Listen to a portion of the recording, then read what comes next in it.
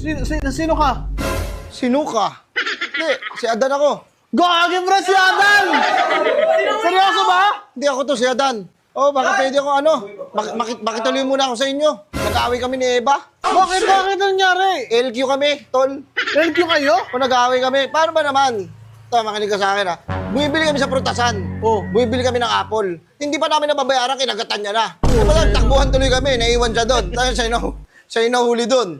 Nakatakbo pa ako. Nag-best ka sa inyo. Umalis ako. Sabi ko, yung muna kita pakisamahan, may hirap ka kasama. Pero tsaka ito pa yung masakit eh. Bumili kami ng apple. Oh. Ayun oh, kinagatan niya lahat oh. Tingin.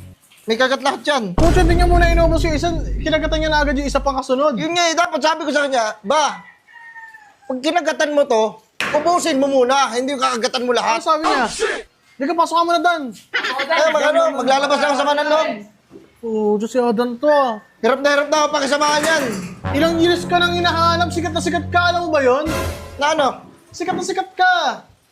Dan, ikaw nagsimula lang, boy, ikaw pa pala? Totoo ka ba? Tawa ko yun. Ba't nakatsinelas ka? E di alisin.